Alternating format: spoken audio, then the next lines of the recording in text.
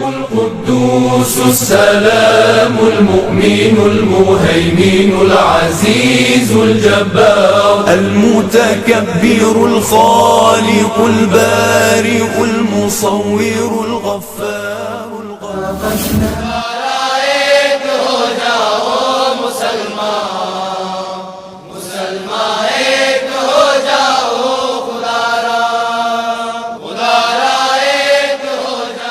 मुबारक हो शगे हर दो सरा तशरीफ ले आए, मुबारक हो मुहम्मद मुस्तफ़ा तशरीफ ले आए। वहाँ पीछे खड़े हैं, उनसे बहुत ही आजीज़ाना मुअद्दबाना दरख्वास्त है कि वो बराए करम कुर्सी पर तशरीफ़ ले आए। जो मेहमान आने वाले हैं उनके लिए सिर्फ एक या दो हज़रात वहाँ खड़े रहें, वो उनकी मेज़बानी करते रहेंगे। बाकी सभी हज़रात तशरीफ़ ले आए ताकि हज़रत वाला की बातों से हम मुस्तफ़ीद हो, हज़रत वाला की बात को हम गौर से सुनकर हमें अमल की तौफ़ीक़ हो। कितने बजे हैं? 4 मिनट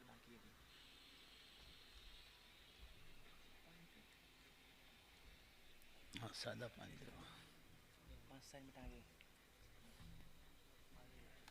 सादा पानी दे बस।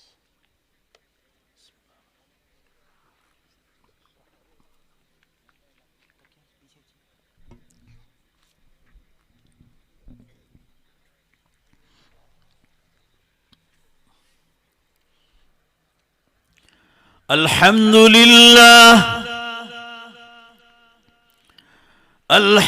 لله نحمده ونستعينه ونستغفره ونؤمن به ونتوكل عليه ونعوذ بالله من شرور أنفسنا ومن سيئات أعمالنا، من يهده الله فلا مضل له ومن يضلله فلا هادي له، ونشهد أن لا إله إلا الله وحده لا شريك له، ونشهد أن سيدنا ومولانا محمدا عبده ورسوله. قال الله تبارك وتعالى في القرآن المجيد والفرقان الحميد: أعوذ بالله من الشيطان الرجيم، بسم الله الرحمن الرحيم. يا أيها الذين آمنوا توبوا إلى الله توبة نصوحا، عسى ربكم أن يكفر عنكم سيئاتكم ويدخلكم جنات تجري من تحتها الأنهار يوم لا يخزي الله النبي والذين آمنوا معه، نورهم يسعى بين أيديهم وبأيمانهم، يقولون ربنا أتمم لنا نورنا واغفر لنا إنك على كل شيء قدير. وقال النبي صلى الله تعالى عليه وسلم: التائب من الذنب كمن لا ذنب له، صدق الله مولانا العظيم وصدق رسوله النبي الأمي الكريم، ونحن على ذلك لمن الشاهدين. वश्शाकिरीन वल्हम्दुलिल्लाहि रब्बिल आलमीन।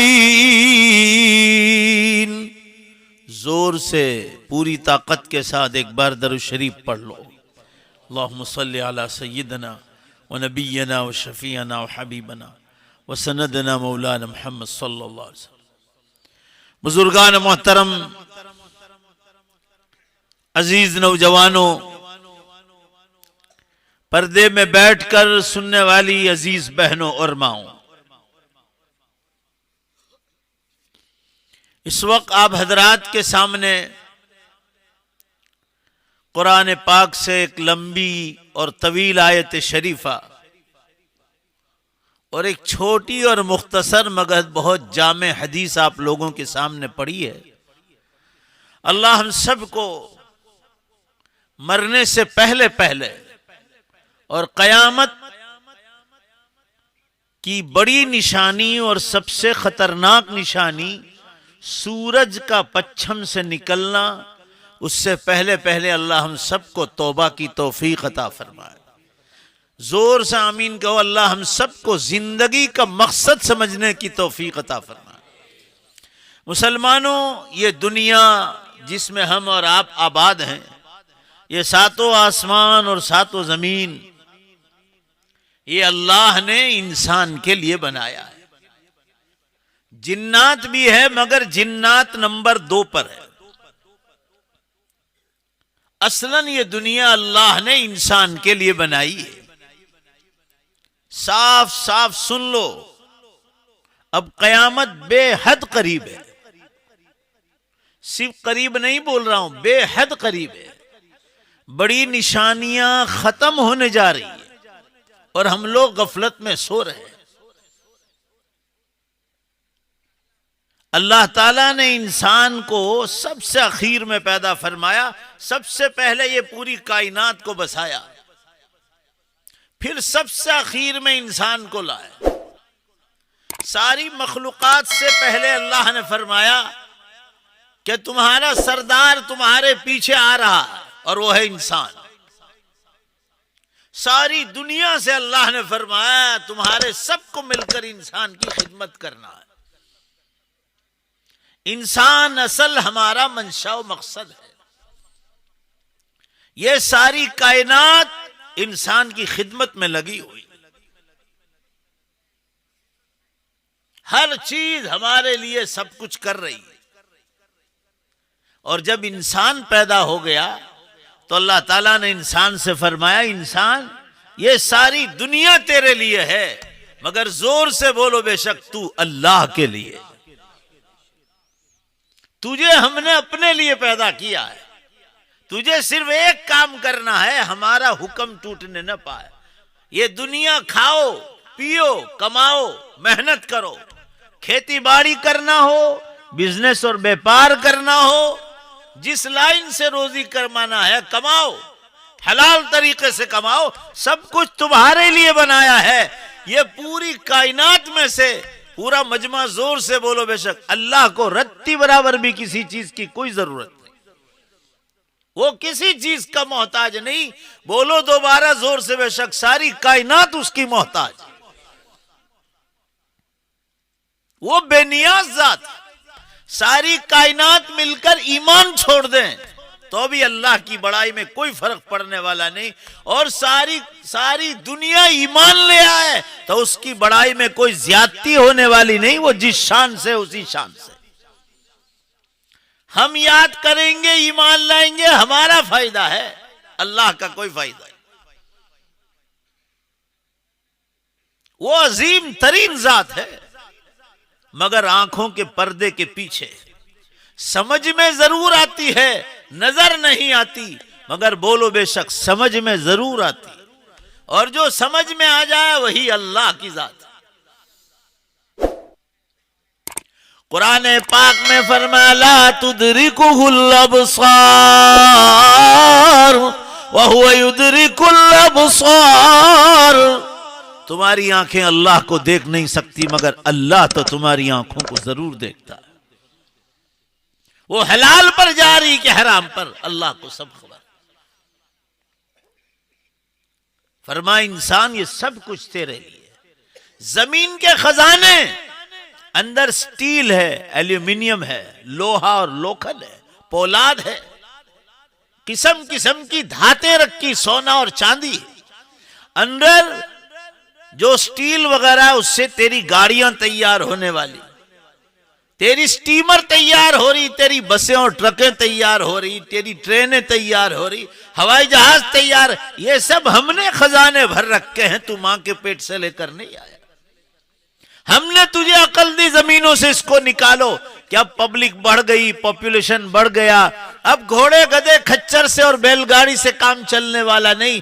जब पब्लिक बढ़ गई, कामकाज बढ़ गए, बिजनेस और व्यापार बढ़ गए, तो अल्लाह ने इंसान को अकल दी, जमीन से खजाने निकाले, एल्यूमिनियम, स्टील और लोहा निकाला। तो अल्लाह ने फरमाया इसी में हमने पेट्रोल, डीजल और उससे बनने वाले 11 ऑयल अंदर जमीन ही में रखे, इसको बाहर निकालो।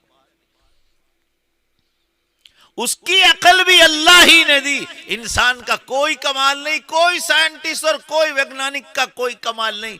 जैसी जरूरत पड़ी वैसे अल्लाह ताला साइंटिस्ट भी और वैज्ञानिक भी पैदा करते गए, और बोलो बेशक उनको अकल भी अल्लाह ही देते गए। इंसान का कोई कमाल नहीं। एक फकीर आदमी, भीख मांगने वाला, बेबस होकर जैसे मर जाता है, राष्ट्रपति हो या वजीर आजम, वदा प्रधान हो, जब उसकी मौत का वक्त आता है वो भी इसी तरह ऐसे एक चुटकी में रूह निकल जाती है और मुर्दार होकर मर जाता है।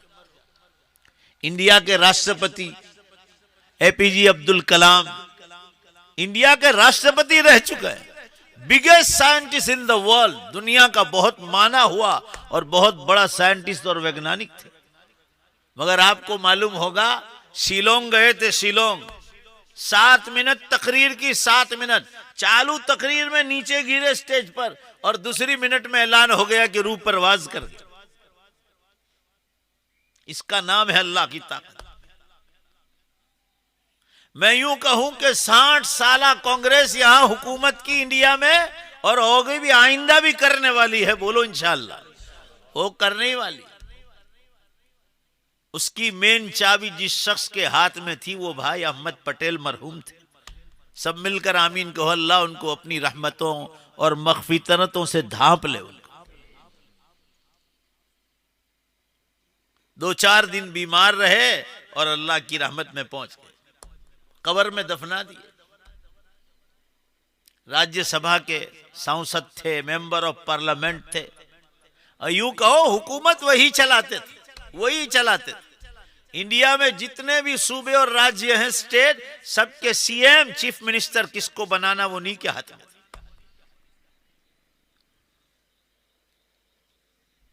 कहने का मंशा ये है, जरा जोर से बोलो बेशक, वक्त आ गया वो भी चले गए। भाई बोलो ना, चले गए नहीं चले गए। अब कौन याद करता है? ये तो बेवफा दुनिया है, कोई याद नहीं करता, कोई उनकी खबर पे भी नहीं जाता। जब थे तो लोग सलाम मारने जाते थे अपने कामकाज के लिए। लोग मेरे और आपके मरने के बाद कोई कब्र पर आएगा भी नहीं। और ये आखिरी जमाने के मुसलमान है।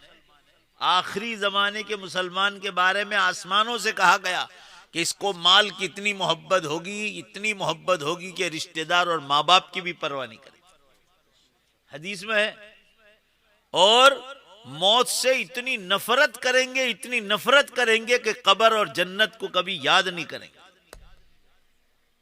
ये 2 बुराइयां इस आखिरी जमाने के मुसलमानों में है, माल से मोहब्बत और मौत से, बोलो भाई, नफरत। माल से नफरत करनी चाहिए। माल कमाना है मगर नफरत माल से करना है। माल कमाओ, लाख नहीं करोड़ों कमाओ, हमारे लिए तो अल्लाह ने बनाया है। भाई जोर से बोलो बेशक, हमारे लिए बनाया नहीं बनाया। मगर मोहब्बत होगी ना तो दिल में उतर जाएगी तो ये डिबो देगा, आदमी गर्क कर देगा। जो हमेशा की जिंदगी जन्नत वो बर्बाद कर देगा। इसलिए माल से नफरत, मगर कहां तक? नफरत करो माल से, मगर जरूरत के मुताबिक दिल से नीचे रखो। मोहब्बत जब आएगी तो दिल के अंदर उतर जाएगी, आदमी को डिबो देगा। ऐसे समझो जैसे दरिया है, नदी है, उस पर कश्ती और नाव चल रही है, बोट चल रही। पानी नीचे होगा और कश्ती ऊपर ऊपर होगी बोलो जोर से, बेशक मंजिल पर पहुंच जाएगा। मगर सुराख हो गया अगर कश्ती में और ये पानी अंदर चला गया, बोलो भाई डिबोएगी नहीं डिबोएगी। ऐसे ही ये माल की मोहब्बत, जैसे कश्ती ऊपर और पानी नीचे, दिल ऊपर और माल नीचे, तो ये आपकी मंजिल को पार कर देगा। मगर माल की मोहब्बत जो दिल में बैठ गई तो आपकी जन्नत बर्बाद कर। मौत से मोहब्बत करने का हुक्म है, तो ये आज का मुसलमान मौत से नफरत कर रहा है। मौत अल्लाह से मुलाकात का जरिया है। जैसे यहां से सूरत जाना हो तो तापी नदी पार करना पड़े, तापी नदी पार किए बगैर आप सूरत जा नहीं सकते। उधर से आने वाला, भरूच से आने वाला को भी तापी पार करनी पड़ेगी, और इधर नवसारी से उधर सूरत की जाए, उधर जाने वाला, भरूच जाने वाला, उसको भी नर्मदा पार, तापी पार करना ही पड़ेगा। अल्लाह ताला फरमा रहे मौत तो मुसलमान के लिए एक पुल के बराबर है। उस पार अल्लाह की जात है, इस पार मुसलमान बंदा है, बीच में मौत का पुल है। ये मौत तो नेमत है, अल्लाह से मुलाकात करनी हो तो मौत के पुल के बगैर बोलो जोर से, बेशक मुलाकात कर ही नहीं सकता है। तो मरने के बाद कोई याद नहीं करेगा, आप अपनी तैयारी करके जाओ। जिसको नाचना हो नाचे, जो करना हो करे, मगर आप अपनी तैयारी करके जाओ। एक आदमी भी याद ना करे, घर का आदमी भी, तो भी आखिरत कितनी तैयारी करके जाओ। दुनिया कुछ भी करे, हम मजे करते।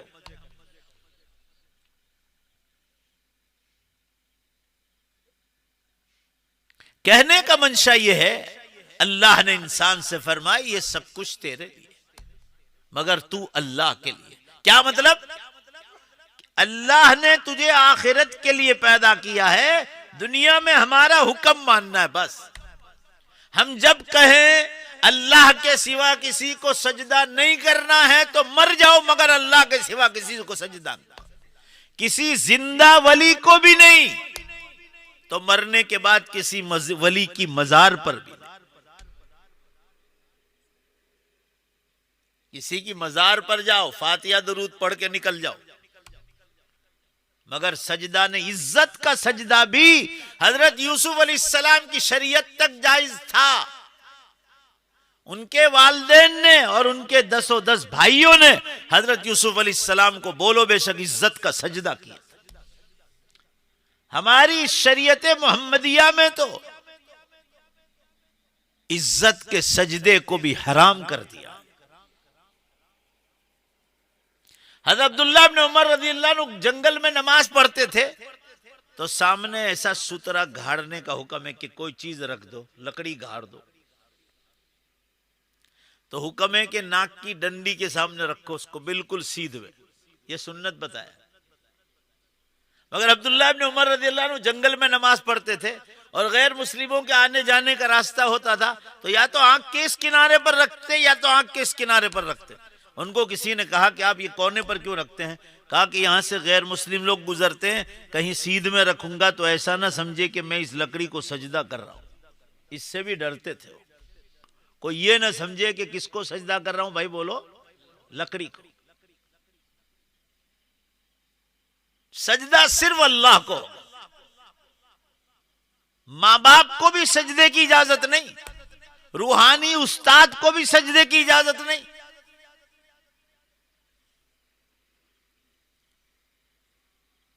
माँ बाप की फरमाबरदारी, माँ बाप की खिदमत, उनका दवा दारू, उनके कपड़े लत्ते, यहां तक के गैर मुस्लिम माँ बाप हो, औलाद ईमान ले आई हो, तो भी माँ बाप का हक छूट नहीं सकता। ये अल्लाह का हुक्म है। उनके पेशाब पाखाने साफ करने का वक्त आ जाए तो करना, ये अल्लाह का हुक्म है।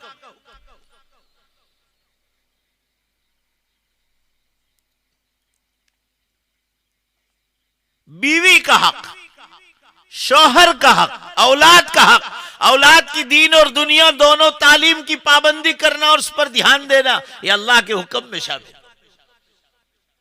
नमाज, 5 वक्ता नमाज, आप वक्त के बादशाह भी बन जाओ तो अभी आपको नमाज माफ नहीं। खड़े होकर नहीं पढ़ सकते, बैठकर नहीं कर सकते, सोकर नहीं कर सकते, आंख के इशारे से, होश बाकी है तो आंख के इशारे से भी नमाज पढ़ना है, नमाज माफ नहीं।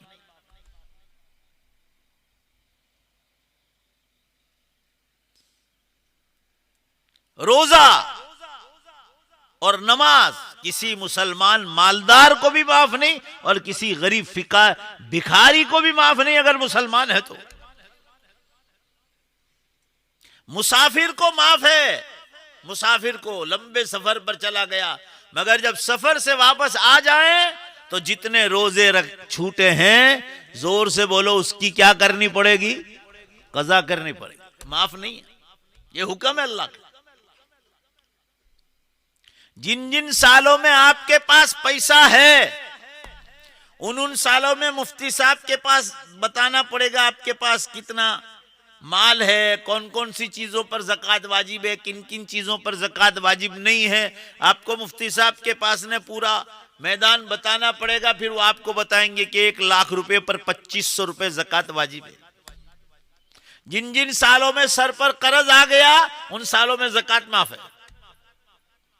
जब दोबारा पैसे आ गए ज़कात देनी पड़ेगी, हुक्म है अल्लाह का। जिंदगी में एक बार पैसा आ जाए तो हज करना, फिर पाक और साफ रहना, कपड़े पाक रखना, मैले और गंदे न रखना, नापाक न रखना, ये अल्लाह के हुक्म है। पेशाब इस्तिंजा करना अल्लाह के हुक्म के मुताबिक। आप बंद टॉयलेट में भी हो, किबले की तरफ बैठ नहीं सकते, किबले की पीठ नहीं कर सकते, तो खुले मैदान में तो कर ही नहीं सकते। किबले की तरफ भी नहीं, किबले की पीठ भी नहीं। आप फल देने वाले, फ्रूट देने वाले झाड़ के नीचे पेशाब नहीं, पानी नहीं कर सकते। लोगों के आने जाने के रास्ते पर आप पेशाब इस्तिंजा नहीं कर सकते।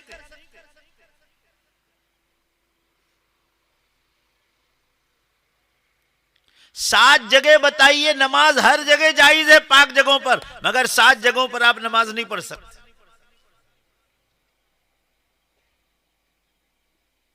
लोगों के आने जाने के रास्ते पर भी आप खड़े होकर नमाज शुरू कर दे, जायज नहीं, गुनहगार हैं आप। जहां जानवर बांधे जाते हैं वो पेशाब इस्तिंजा करते हैं, वहां भी आप नमाज नहीं पढ़ सकते, कौड़ वगैरह।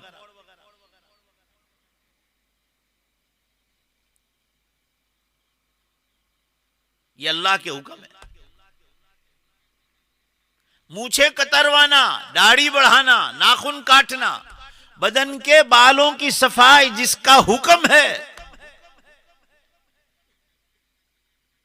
आप सल्लल्लाहु अलैहि वसल्लम बदन के बालों की सफाई हर जुमा को फरमाते थे और हद बताई 40 दिन तक। 40 दिन तक से पहले साफ करना मुस्तहब बताया और 40 दिन हो गए आप गुनाह में दाखिल हो गए। ये तो आपको हद बताई, इसका मतलब ये नहीं कि आदमी सफाई ना करे। ये शरीयत है, इस्लाम है जो मैं आपको बतला रहा हूं। अल्लाह की यहाँ पकड़ होगी कि आप उलमा के पास बैठते थे, जिंदगी गुजारने का तरीका उनसे सीखना था। दांतों की सफाई, आप सल्लल्लाहु अलैहि वसल्लम खाने के बाद फौरन दांतों की सफाई फरमाते थे। नींद से उठने के बाद फौरन जो है आप दांतों की सफाई फरमाते थे। सफर से आने के बाद सीधे आप पहले मुंह की सफाई फरमाते थे। लोगों से बातचीत करने से पहले भी आप कि कहीं मेरे मुंह की बू किसी को तकलीफ का सबब न बन जाए। जुमे का गुस्ल सुन्नत बताया उस जमाने में जब पानी नहीं था, आज भी सुन्नत है।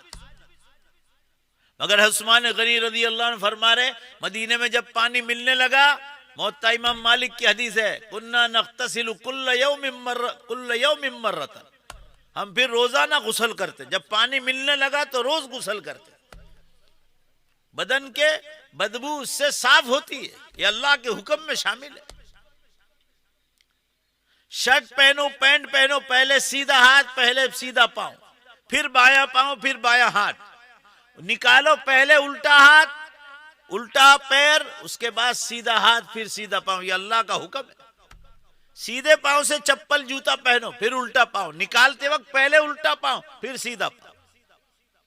दाहिनी करवट सो, नींद में फिर आप कहीं भी चले जाओ, इधर उधर कोई परेशानी नहीं, मगर सोते वक्त आप दाहिनी करवट सो। आपका ये हाथ आपके रुखसार पर हो और आप दाहिनी करवट सोए, आप दुआ पढ़कर सोए। खाना खाते वक्त आप हाथ धोएं, आप कुल्ली करें, आप दुआ पढ़कर शुरू करें। भूल जाएं तो बिस्मिल्लाह अव्वलहु आखिरहु पढ़ा। आप खाने के बाद की दुआ पढ़ें। आप किसी के घर दावत खाओ, अल्लाहुम्मा तिम्मन अतअमना वस्की मन सकाना, ए अल्लाह जिसने मुझे खिलाया तो उसको खिला, उसको बरकत अता फरमा जिसने मुझे खिलाया, ए अल्लाह और उसको पिला जिसने मुझे पिलाया। दुआ देता है आदमी सामने वाले। मेहमानों का इकराम करना, पड़ोसी का हक। पड़ोसी चाहे गैर मुस्लिम हो, आपकी जात से तकलीफ पहुंचनी नहीं चाहिए। सही हदीस में है कुछ लोग कयामत के दिन बेशुमार नमाज रोजे लेकर जाएंगे, हकीकत में कभी नमाज रोजा नहीं छूटा मगर लोगों को तकलीफें पहुंचाई थी, तो उनकी सारी नेकियां लेकर उनको दे दी जाएगी, उनको तकलीफें पहुंचाई थी। अल्लाह ताला नेकियों के साथ आमीन कहो, लोगों के हुकूक अदा करने की भी तौफीक अता फरमाए। मैं ये अर्ज कर रहा था आप हजरात के सामने, हुक्म कदम कदम पर। खेती बाड़ी कर रहे हो, किसी के खेत में मोटर चल रही है, आपने देखा कि मेरा 100 बीघे का पूरा प्लॉट है और उसमें मैंने शेरडी गन्ना पकाया है। अब ये 100 बीघा कब तक पानी जाएगा? ये पड़ोस का पानी चल रहा है, इसका उभार भर दो, बिस्मिल्लाहिर्रहमानिर्रहीम दो। जब तक पानी का पैसा अदा नहीं करोगे ये आपकी रोजी हराम है। पानी का पैसा दे दो, अब ये हलाल हो जाएगा। खेती बाड़ी में भी इस्लाम आएगा। बिजनेस और व्यापार करते हो आप, जो चीजें बेचना हराम है वो हराम है, जो चीजें खरीदना हराम है वो हराम है। आप जो चाहे बेच भी नहीं सकते, जो चाहे खरीद भी नहीं सकते। हाँ, जो हलाल है वो कीजिए आप। ये मुफ्तियान किराम को क्यों पैदा किया अल्लाह ने? ये छोटे छोटे मसाइल पर उनकी नजर रहती है, जुज़ियात पर।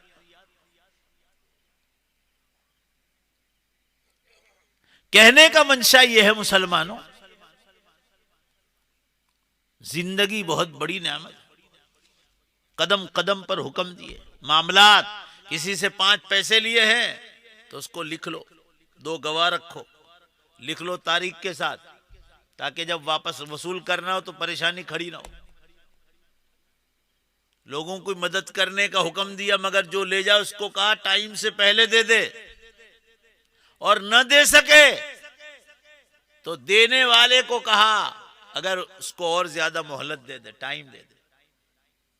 वो मर गया या इससे पहले, मरने से पहले अगर वो माफी तू दे सकता है तो दे दे। मिशकात शरीफ में हदीस आई है कि जिसने मेरे बंदे के या बंदी के कर्ज को माफ कर दिया तो जन्नत में मैंने एक अलग वार्ड बनाया है जहां इंतहाई खूबसूरत लड़कियां और दोशीजा लड़कियां बनाई है, जवान।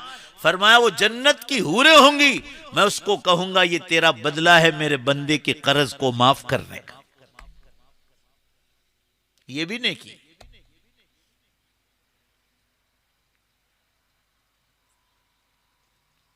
तो मैं ये अर्ज कर रहा था मुसलमानों, ये हुक्म के पालने के लिए, हुक्म उठाने के लिए दुनिया में पैदा किया। मामलात, मुआशरत, आपकी रहनी सहनी कैसी, आपका लिबास कैसा है,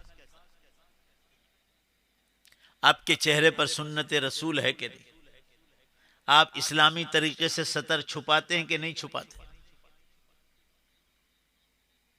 आप ऐसे कपड़े पहनते हैं, फिटम फिट जर्सी पहनी है और ऊंची है, नमाज में गए तो सतर खुल गया, पीछे का सतर खुल गया,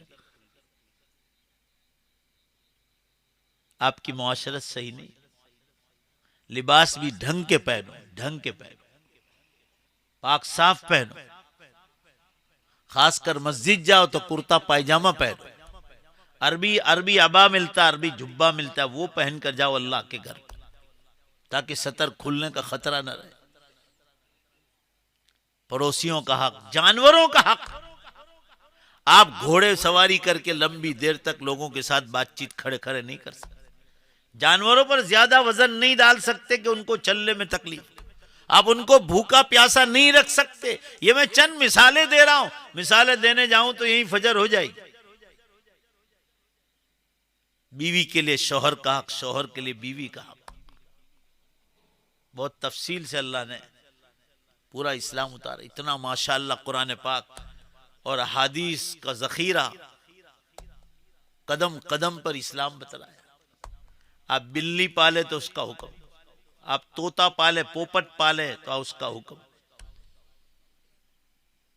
आप कुत्ता पाल नहीं सकते,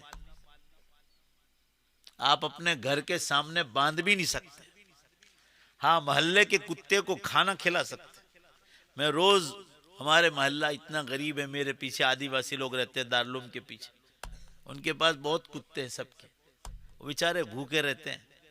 मैं होलसेल में मैं ग्लूकोज बिस्किट लाता हूँ, रोज एक एक सबको खिलाता हूँ दूर रहकर, मेरे घर के अंदर नहीं लाता हूँ। खाना खिलाना तो सवाब का काम।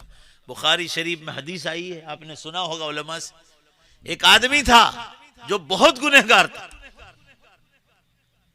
वो जंगल से गुजर रहा था, उसको प्यास लगी तो उसने अपना चमड़े का मोजा निकाला और रस्सी से उसको बांधा, कपड़े से बांधा।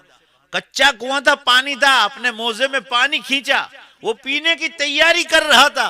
हत्तल कल्ब याकुलु सरा, उसने देखा, ये किस्सा बुखारी शरीफ में आया, कुत्ते को देखा कीचड़ में से पानी चूस रहा था प्यास के मारे, तो उसको रहम आया, उसने अपनी सख्त प्यास को कुर्बान कर दिया और पहले इस कुत्ते को पिला। रसूलुल्लाह सल्लल्लाहु अलैहि वसल्लम ने फरमाया, रायतुहु यतकल्लबु फिल जन्नह, मैंने मेराज के मौके पर इस कुत्ते को पानी पिलाने पर उसको जन्नत में घूमते हुए देखा है। कुत्ते को खिलाए पिलाए आप, सवाब का काम, मगर आप पाल नहीं सकते उसको। देसी कुत्ता हो कि इंग्लिश कुत्ता हो, आप पाल नहीं सकते। 3 जगह पालने की इजाजत है, 3 जगह रखने की। जहां आपके जानवर है, कौड़ है आपकी, वहां आप बांध सकते, आपके घर के पास नहीं। मेरी बात को ध्यान से सुन। हलाल जानवर के शिकार के लिए आप कुत्ता पाल सकते हैं, मगर घर पर, बोलो भाई, नहीं, घर पर रख ही नहीं सकते आप, बाड़े में भी नहीं, आगे भी नहीं। आप बंगला बनाओ, न बड़ा ऐसा शानदार ग्राउंड भी हो, ना आप वहां बाहर लिखो कुतराती सावधान, नहीं चलेगा, आपको इजाजत ही नहीं। और तीसरी जगह, खेत की रखवाली के लिए खेत पर कुत्ता बांधो आप, वहां जाइए, जहां जरूरत है वहां इजाजत दी है, मगर घर पर किसी हाल में नहीं। आप सल्लल्लाहु अलैहि वसल्लम ने हदीस में इरशाद फरमाया, कोई मुसलमान अगर कुत्ता बांधेगा अपने घर पर, रोजाना ओहद पहाड़ के वजन के बराबर सोना अल्लाह के राह में खर्च करेगा, इतनी बड़ी नेकी करता होगा। कुत्ते की पालने की नहुसत से अल्लाह उसकी नेकी को खत्म कर दे। हराम हराम है। जिन जानवरों का गोश्त खाना हराम, बेचना हराम, खाना हराम, हराम हराम, ये सब अल्लाह के हुक्म है। किन औरतों से निकाह जायज है, किन औरतों से निकाह हराम है, सब तफसील से बतलाया। कौन आपकी महरम है, घर की औरतें, कौन गैर महरम औरतें, किन से पर्दे का हुक्म है, किन से पर्दे का हुक्म नहीं, सब तफसील से बतलाया। अब तो कहां पर्दा रहा मुसलमानों, गैर जहां देखो आपको बेपर्दगी ने। आखिरी जमाना है, ये मोबाइल का जमाना है, जीनाकारियों का जमाना है, इसीलिए तो बेहिसाब धरती कम हो रहे। मेरा मोबाइल मगरिब से पहले पहले बंद हुआ, बैटरी डाउन हुई, अभी मैंने मगरिब से पहले आज देखा कि धरती कम पूरी दुनिया में कितने, 103 धरती कम मगरिब से पहले हो चुके हैं। आज की खबर है, पूरी दुनिया में पूरी धरती कांप रही है, पूरी धरती कांप रही, मगर ये मुसलमान गफलत में सो रहा। रोजाना 200 के ऊपर धरती कम हो रहे, 200। जरा जोर से बोलोगे भाई, जोर से बोलो, कितने? 200 के ऊपर जा रहे। मैं 2 बरस पहले 100 कह रहा था, इतनी तेजी से बढ़ रहा है। ये आपका बलसार जिला पूरा हिलाया था अभी चंद दिनों पहले। जरा जोर से बोलो, मैं झूठ बोल रहा हूं भाई, बोलो ना, हिलाया था नहीं हिलाया? पूरी धरती कांप रही। 2 महीने पहले हमारे अंकलेश्वर के पास से जलजला धरती कम उठा था, वो वापी तक गया, 4:45 बजे वापी से हुआ तो पूरे बंबई को हिला दिया। मैं पूरा ऐसे 4:45 बजे भी उठा, मोबाइल खोला, मैं कहा ड्राइवर को फोन करूं बयान में जाने का, खोला, इतने में तो पूरा ऐसे कांपने लगा। मैं उठना चाह रहा था तो मैं उठ भी नहीं पा रहा, इतना तेज झटका था। और अभी पिछले 2-3 हफ्ते पहले हुआ, दिल्ली, हरियाणा, पंजाब, कश्मीर, पाकिस्तान, उधर अफगानिस्तान तक 6.7 का, और उससे पहले हुआ धरती कम यहाँ हुआ, जापान में हुआ 7.3 का। फिर इंडोनेशिया में हुआ, 200 आदमी मारे गए, धड़ाधड़। अभी उत्तराखंड में क्या हुआ भाई, जोर से बोलो ना, जवाब तो हुआ कि नहीं हुआ? 400 आदमी तो लापता है, अभी तक लापता है कि लाशें कहां गई। और कैसे हुआ, खुदा की कुदरत तो देखो, वो कितनी बड़ी ताकतों का मालिक है। साइंस वाले हैरान है, साइंस वाले, कि बर्फबारी हो रही है, ऐसा मौसम, बर्फबारी हो रही है उत्तराखंड में, रोज बर्फ गिर रही है। और पहाड़ों पर जो बर्फ जमा है उसकी जो चादरें थी वो टूटी, बर्फ टूटा, जैसे गर्मियों में पिघलता है ना, इस तरह धड़ाधड़ टूटा। और 2 बड़ी नदियों के डैम तोड़ के फेंक दिए और लोग बह गए, मकानों समेत मकानात टूटे। 200 लाशें मिली, 400 तो लापता बतला। बोलो ने जरा जोर से, बेशक बोलो ना, अल्लाह के पास ताकत है कि नहीं? हाँ, ये रोज की खबर कह रहा हूं, अब टाइम नहीं रहा है। इसीलिए मैंने बयान का जो मौजू छेड़ा है वो है कि मरने से पहले और कयामत से पहले पहले गुनाहों से तौबा करो। लोग ऐसा समझते हैं मर जाएंगे मर जाएंगे। अरे भाई, मरना नहीं, सिर्फ मरने के बाद बोलो, जरा जोर से बेशक बोलो, जन्नत में मुसलमान को दाखिल होना। यकीन की कमजोरी का मसला है, यकीन मजबूत करो। मोमिन मरता नहीं, रूह निकलते ही वो जन्नत में दाखिल होता है। या अय्यतुहन नफ्सुल मुतमइन्ना इरजिई इला रब्बिकी रादियतम मर्दिया फदखुली फी इबादी वदखुली जन्नती। ए इत्मीनान वाली रूह, तू निकल जाए मोमिन की रूह और अपने मालिक के पास खुशी खुशी चलिए। कुरान कहता है फदखुली फी इबादी, मेरे नेक बंदों में दाखिल हो जा, मेरी जन्नत में दाखिल हो जा। इसलिए मोमिन के मरने के बाद उनके घर वालों को अच्छे ख्वाब बतलाए जाते। भाई बोलो, बतलाते नहीं बतलाते अल्लाह कि वो जन्नत में मजे कर रहा है। अभी एक चंदे वाले मौलाना आए थे, बल्कि मैं गया था, अभी कलकत्ता गया था, तो वहाँ वो मौलाना हबीबुर रहमान साहब मिले थे। वो ये नवसारी के पास एक छोटा सा गांव है, वो मरहूम अब्दुल अजीज भाई मकतब वगैरह चलाते थे। कौन सा गांव है? खैरगांव। तो मौलाना हबीबुर रहमान साहब का मदरसा भी वो चलाते थे। गरीब इलाकों में मदरसे चलाते थे अब्दुल अजीज भाई, हाजी अब्दुल अजीज खैरगांव वाले। मौलाना ने बताया कि मैंने उनको जन्नत में घूमते हुए देखा। माशाअल्लाह। हमारे दीवा गांव में हमारे बहनोई थे, हाफिज अब्दुल समद नूरानी साहब, मैंने खुद ने उनको 2 मरतबा जन्नत के बागों में घूमते हुए देखा। मौलाना गुलाम वस्तानवी साहब ने अपनी किताब में लिखा कि विशाखापट्टनम गए थे मेरे बहनोई अपने बेटे के पाँव के इलाज के लिए। वो बचपन से माजूर है, दोनों पाँव काम नहीं करते। तो बरसों पहले, 25-30 साल पहले ऑपरेशन के लिए गए थे। वहां देखा कोई मकतब ही नहीं पूरे शहर में। तो हमारे बहनों ने वहां मकतब की बुनियाद डाल दी। आज वहां मिशकात तक तालीम है। मौलाना मस्तानवी साहब ने लिखा कि हाफिज अब्दुल समद नूरानी साहब ने ये मदरसे की बुनियाद डाली थी। वो सदके जारिया बन गया। तो मरने के बाद अच्छे ख्वाब बतलाते हैं कि मरहूम जन्नत में आराम कर रहा है। अब कयामत करीब आ गई, कयामत आता है ये खत्म हो जाएगा। पहला विसल बजेगा, फिर दूसरा विसल बजेगा तो सारे मुर्दे जिंदा हो जाएंगे 1 सेकंड में। चलो अल्लाह के साथ किसको ज्यादा ताकतवर ईमान है? बेशक बोलो, वो जिंदा करेगा कि नहीं करेगा? 1 सेकंड। तो मैं तौबा पर बात करना चाह रहा था। अल्लाह फरमा रहे, या अय्युहल्लज़ीना आमनू तूबू इलल्लाहि तौबतन नसूहा। ए ईमान वालो, सच्ची और पक्की तौबा कर लो। असा रब्बुकुम अन युकफ्फिर अन्कुम सय्यातिकुम, करीब है तुम्हारा परवरदिगार तुम्हारी इस तौबा की बरकत से तुम्हारे गुनाहों को माफ कर दे।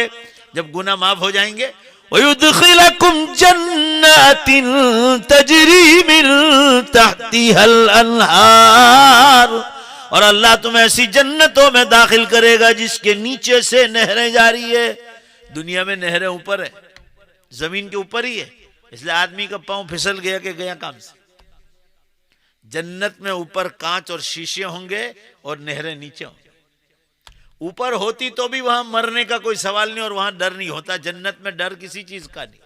जन्नत में मौत भी नहीं होगी, जन्नत में बुढ़ापा भी नहीं आएगा, जन्नत में पेशाब भी नहीं, टॉयलेट भी नहीं, गंदी बदबू भी नहीं, गंदा पसीना भी नहीं, गंदा थूक भी नहीं, नाक की रीठ भी नहीं, कान का मैल नहीं, बदन का मैल नहीं। जन्नत वो जगह, जन्नत में एक्सीडेंट नहीं, जन्नत में बीमारियां नहीं। कुरान ने कहा ला युसद्दाऊन अन्हा वला युनजिफून, सुदा कहते हैं सर के दर्द को। फरमाया हमारी जन्नत में दाखिल होने के बाद हल्का सा सर का दर्द भी नहीं होता। आजकल जितनी बीमारियां हैं वो 3 चीजें ज्यादा खाने की वजह से। ज्यादा मीठा लोग खाते हैं, ज्यादा नमक खाते हैं और ज्यादा मिर्च और मसाले खाते हैं, तेल वाले। बाकी 50 साल पीछे जाओ, हमारे बाप दादों ने हॉस्पिटल कभी जिंदगी में नहीं देखी। भाई बोलो सही कह रहा हूं गलत क्या? ये 3 चीजों से परहेज करो तो कुछ नहीं होगा। लोगों का हाल क्या खबर, जना कहीं खावानू मलवानू नहीं जन्नत में। सुगर 450 चाले ना, आटला ने आटला प्याला कस्तर ना पिए। वाह भाई वाह, 450 सुगर। बल्कि डायलॉग सुना देंगे मौल साहब, वगर खाने मारो इना कर खाई खाई मरो एम क्या। वाह भाई वाह। अकल अल्लाह ने दी, अकल अल्लाह ने दी।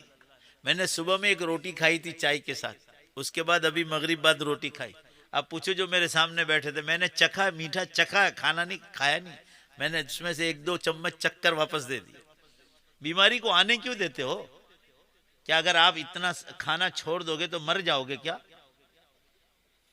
दोपहर को ऐसा लगा कि भूख लगी है तो जरा सा फ्रूट लेता हूं, बस जरा सा। मुझे दौड़ भाग करने में, आपको नहीं कह रहा हूं कि खाना छोड़ दो, कहीं लंबे हो जाओगे मेरा नाम आएगा। भाई मुझे रोज दौड़ना पड़ता है, दौड़ने वाले आदमी को ज्यादा खाना नहीं चलता है। पूरे इंडिया में दौड़ता हूं, पूरे इंडिया में। जितना कम खाओगे उतना तंदुरुस्ती रहेगी। बहरहाल ये बीच में बात आ गई तो ये भी नसीहत के तौर पर कहा। कुरान में फरमाया वइज़ा मरिज़तु फहुव यशफीनी, जब मैं बीमार होता हूं तो शिफा भी अल्लाह देता है। मगर उससे पहले कुरान ने क्या कहा मालूम है? खाने पीने का तज़किरा है। खाते और पीते ज्यादा तो ही बीमार होते हैं और फिर उसके बाद शिफा आती। पर खाओ पियो क्यों ज्यादा के बीमारी आवे कि शिफा का इंतजार करना पड़े। बहरहाल मैं ये अर्ज कर रहा था हजरात के सामने, तौबा, तौबा कहते हैं गुनाह को इस तरह छोड़ना कि जिंदगी में दोबारा वो गुनाह होना नहीं चाहिए। फिर भी हो जाए तो आदमी दोबारा तौबा करे। कुरान पाक में अल्लाह ताला ने तौबा का इतना शद्दो मद के साथ जिक्र फरमाया है कि शायद किसी और चीज का इतना जिक्र नहीं फरमाया। अल्लाह ताला इतना राजी होता है मुसलमान मर्द और औरत की तौबा करने से कि न पूछो बात। मैं हदीस सुनाऊं आपको तिरमिजी शरीफ की, और बिल्कुल सही सनद सही हदीस है, सनद बिल्कुल सही उस हदीस की। और ये हदीस आप दूसरों को सुनाओ, जरा सुनो अल्लाह ताला हमारी तौबा करने से कितना खुश होता है। फरमाया लल्लाहु अफरहु मिन तौबति अब्दिही, अल्लाह की कसम अल्लाह ताला तुम्हारी तौबा से इतना खुश होता है, इतना खुश होता है। बस इतना कह दे अल्लाह मेरे गुनाहों को माफ कर, मैं बहुत गुनहगार, बस इससे इतना खुश होता है। सुनो जरा किस तरह खुश होता है। अल्लाह के नबी सल्लल्लाहु अलैहि वसल्लम ने एक मिसाल देकर समझा। एक आदमी गाड़ी लेकर निकला, जंगल से गुजर रहा, गाड़ी चल रही, गाड़ी चलाते चलाते थक गया। देखो तौबा की मिसाल समझा रहे। गाड़ी साइड पे लगाई, थक गया, गाड़ी के पास आके सो गया झाड़ के नीचे। जब नींद खुली है तो देखा कि गाड़ी सवारी लेकर कोई भाग गया। ढूंढता रहा, गाड़ी नहीं मिली, इतना ढूंढा कि दोबारा थक गया मगर गाड़ी नहीं मिली। दोबारा उसी झाड़ के नीचे आके सो गया। हदीस में है नाउम्मीद हो गया, फयइसा, सब मिलकर जोर से बोलो, नाउम्मीद हो गया कि अब गाड़ी मिलने वाली नहीं। दोबारा उसी जगह आके सो गया, नाउम्मीद है कि अब नहीं मिलेगी, अब मैं परेशान हो, थक गया, सो गया। अल्लाह के रसूल सल्लल्लाहु अलैहि वसल्लम फरमा रहे, जब दोबारा आंख खुली तो अचानक देखता है कि मेरी गाड़ी हाजिर है। अरे सुनो ध्यान से, अल्लाह ताला तौबा को समझा रहे, मोमिन की तौबा। जब गाड़ी मिल गई ना तो मारे खुशी के क्या बोलना चाहिए उसकी भी वो तमीज और अकल न रही क्या बोलना चाहिए उसकी जगह कुछ और ही बोल दिया। हुजूर फरमाना चाह रहे सल्लल्लाहु अलैहि वसल्लम कि उसका ये बोलना ये बतला रहा है कि वो कितना खुश है। फरमाया अल्लाह तुम्हारी तौबा से उससे भी ज्यादा खुश होता है। वो क्या बोला मालूम है आपको? जब गाड़ी मिल गई ना तो अल्लाह की तारीफ करना चाहिए। अल्लाह तू कितना करीम है, तूने मेरी गाड़ी मिला दी, मैं नाउम्मीद हो गया था, तू कितना रहीम है, तू कितना मेहरबान है। अल्लाह के रसूल फरमा रहे मारे खुशी के उल्टा बोल दिया। अल्लाह को कहा अंत अब्दी व अना रब्बुक, ए अल्लाह तू मेरा बंदा और मैं तेरा खुदा हूं। उल्टा बोल दिया। हुजूर फरमा रहे जानबूझकर नहीं बोला, मारे खुशी के बोल दिया। फरमाया ये मारे खुशी के उल्टा बोला, ये बतला रहा है पूरा मजमा बोलो बेशक कि वो कितना खुश होता है। फरमाया वो जितना खुश है अल्लाह तुम्हारी तौबा से इससे भी ज्यादा खुश है। भाई बोलो ना पूरा मजमा इंशाअल्लाह बोलो ना करोगे। कुरान पाक में 3 सहाबे किराम की तौबा का अल्लाह ने जिक्र फरमाया। ये हजरात गज़वे तबूक में जा नहीं सके। आप सल्लल्लाहु अलैहि वसल्लम का आखिरी गज़वा था, आखिरी बार अल्लाह के राह में निकलना था। उसके बाद आप सल्लल्लाहु अलैहि वसल्लम दुनिया से चले जाने वाले थे। ये 3 हजरात पीछे रह गए और आ नहीं पाए। सबको निकलने का हुक्म था कि तबूक शहर की तरफ पहुंचो। आज तबूक वहां शहर आबाद हो गया, मदीने के करीब है। وعلى الثلاثة الذين خلفوا حتى إذا ضاقت عليهم الأرض بما رحبت وضاقت عليهم أنفسهم وظنوا أن لا ملجأ من الله إلا إليه ثم تاب عليهم ليتوبوا إن الله هو التواب الرحيम। ये 3 हजरात गज़वे तबूक में नहीं पहुंच पाए। उनमें नंबर 1 नौजवान थे हजरत काब इब्न मालिक। 3 थे, उनमें 1 जवान थे, 2 बूढ़े थे। मगर 2 बूढ़े कैसे? बिल्कुल फिट थे, फिट आज की जुबान में, चलते फिरते। उनमें एक थे हिलाल इब्न उमैया और दूसरे थे मुरारा इब्न रबिया, और जो नौजवान थे उनका नाम था काब। ये 3 हजरात ने कहा सब गए ना, हम भी शाम को जाएंगे। शाम आई तो फिर ख्याल आ कि चलो कल सुबह जाएंगे। फिर दूसरा दिन सुबह तो कहा चलो शाम चले जाएंगे। होते होते आप सल्लल्लाहु अलैहि वसल्लम दिन निकल गए और आप सल्लल्लाहु अलैहि वसल्लम सहाबा के साथ वापस आ गए। और ये तीनों ये समझ रहे थे कि इतने बड़े मजमे में हुजूर सल्लल्लाहु अलैहि वसल्लम और सहाबा को पता ही नहीं चलेगा कौन आया कौन नहीं आया। उनके दिल में ये ख्याल आया और इधर अल्लाह ने आसमानों से खबर कर दी हजरत जिब्रील अलैहिस्सलाम को। आप अल्लाह ताला ने आसमानों से भेजा मैदान तबूक में और आप सल्लल्लाहु अलैहि वसल्लम पर वही भेजी कि नबी सल्लल्लाहु अलैहि वसल्लम ये 3 गैर हाजिर हैं, ऊंटनी पर खड़े होकर इन तीनों का ऐलान करो। ऐन काब इब्न मालिक, ऐन हिलाल इब्न उमैया व मुरारा इब्न रबिया। हिलाल इब्न उमैया कहाँ है, मुरारा इब्न रबिया कहाँ है, काब इब्न मालिक कहाँ है? मगर तीनों गैर हाजिर थे। नीयत थी मगर आ नहीं सके। वह मैदान तबूक में ऐलान हुआ कि अल्लाह का हुक्म है नबी सल्लल्लाहु अलैहि वसल्लम लोगों को कह दो मदीने में और अतराफ में खबर कर दे इन तीनों से कोई सलाम भी ना करे और ये सलाम करे तो जवाब भी मत देना। इन तीनों से बातचीत भी हराम और तीसरा हुक्म आया इनकी बीवियों से कह दो बिस्तर भी हराम। निकाह खत्म, निकाह बातिल कर दिया जब तक कि अल्लाह दूसरा हुक्म ना दे। आप सल्लल्लाहु अलैहि वसल्लम मदीने में तशरीफ लाए। हजरत काब इब्न मालिक नौजवान थे, इनको पता चल गया कि आप सल्लल्लाहु अलैहि वसल्लम सीधे मस्जिद तशरीफ लाते हैं जब भी सफर में आते हैं, सफर से आते हैं। आगे चलकर सलाम किया, आप सल्लल्लाहु अलैहि वसल्लम ने सलाम का जवाब नहीं दिया। पूरा मजमा जोर से बोलो हुक्म किसका था? बात खत्म हो गई। अल्लाह ने कहा इनके सलाम भी मत कर। अल्लाह नाराज हो गया। सलाम करना नेकी, मगर अल्लाह जब कह दे बात खत्म हो गई। फिर सलाम नहीं करना नेकी होगी और करोगे तो गुनहगार कहलाओगे। सलाम का जवाब भी नहीं दे सकते जब अल्लाह मना कर।